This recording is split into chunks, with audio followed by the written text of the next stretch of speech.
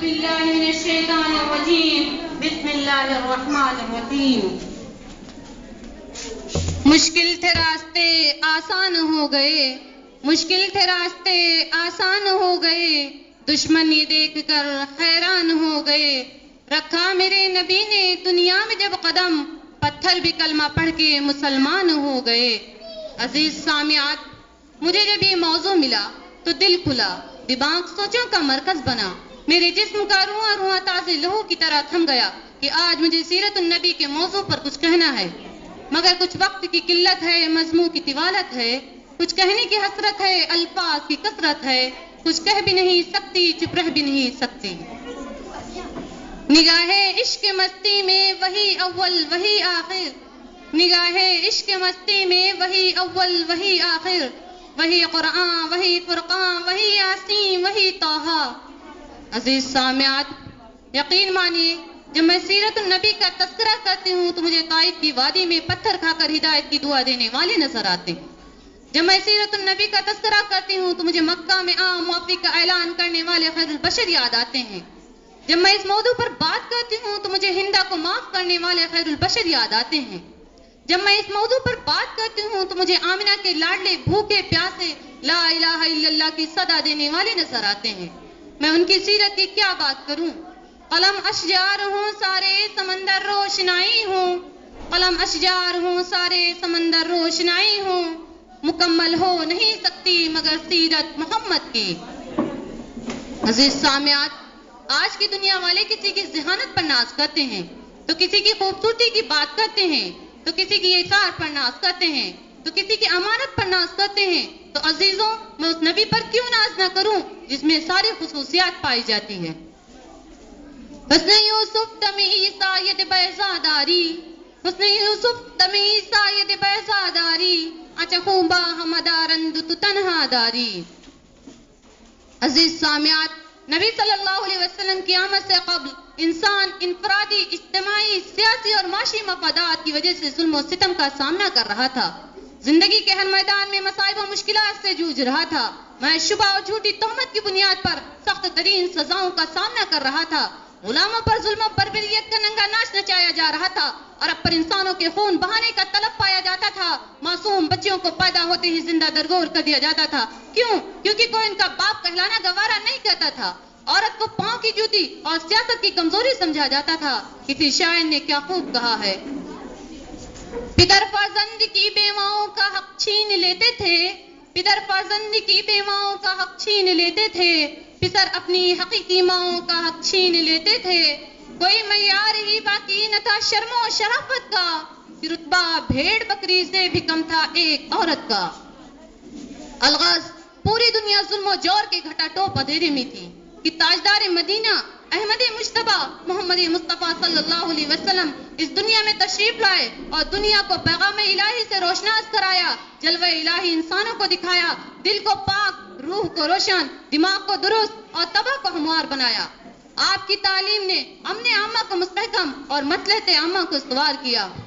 آپ نے فلک کی بلندی، زمین کی پستی، رات کی تاریکی، دن کی روشنی، سورج کی چمک، جگنوں کی دمک، ذرہ کی پرواز اور قطرہ کی تراوٹ میں عرفان ربانی کی سیر کرائی ہے. آپ کی تعلیم نے درندوں کو چوپانی، بھیڑیوں کو گلہ بانی، رہزنوں کو جہاں بانی، غلاموں کو سلطانی اور شاہوں کو اخوانی سکھائی ہے. آپ نے خوش میدانوں میں علم و معرفت کے دریا بہائے ہیں، سنگلاخ زمینوں سے کتاب و حکمت کے چشمے چلائے ہیں، خود گردوں کو محبت قومی کا درد مند بنایا ہے، دشمنوں کو اپنا جگر بند ٹھہرایا ہے. سلام ہو نور نبوت پر. زندگیاں بیت گئیں اور قلم ٹوٹ گئے، زندگیاں بیت گئیں اور قلم ٹوٹ گئے، تیرے اوصاف کا ایک باب بھی پورا نہ ہو سکا.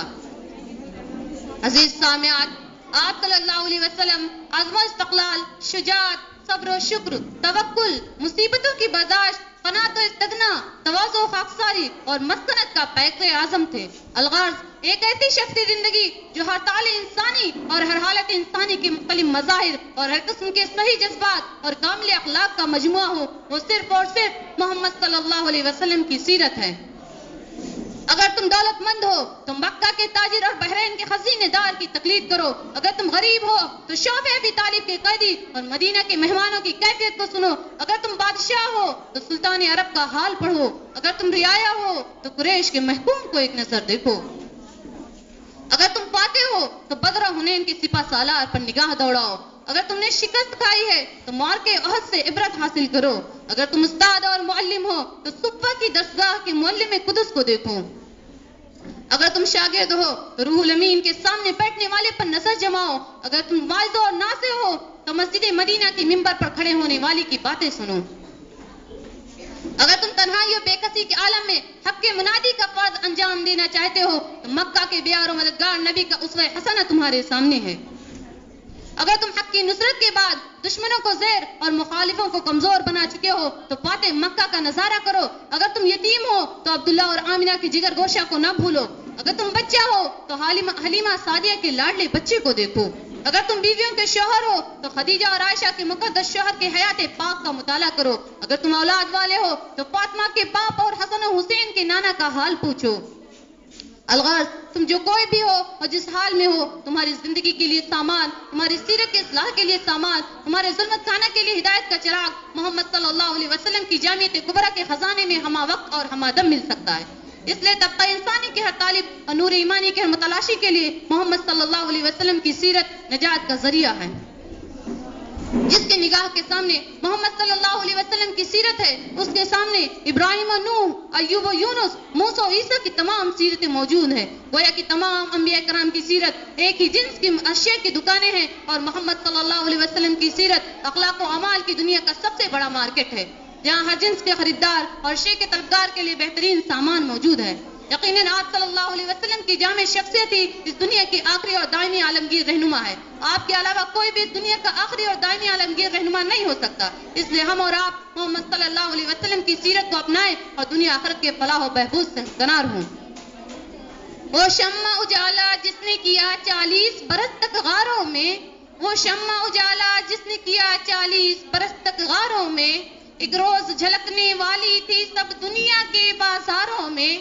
رحمت کی گھٹائیں پھیل گئیں افلاک کے گنبد گنبد پر، وحدت کی تجلی کود گئی آفاق کے سینہ زاروں میں. گر آرزو سما کی محفل میں لولاک لمحہ کا شور نہ ہو، یہ رنگ نہ ہو گلزاروں میں، یہ نور نہ ہو سیاروں میں. جو فلسفیوں سے کھل نہ سکا، جو نکتوروں سے حل نہ ہوا، جو فلسفیوں سے کھل نہ سکا، جو نکتوروں سے حل نہ ہوا، اس راز کو کملی والے نے بتلا دیا چند اشاروں میں. وما علینا الا البلاغ. السلام علیکم.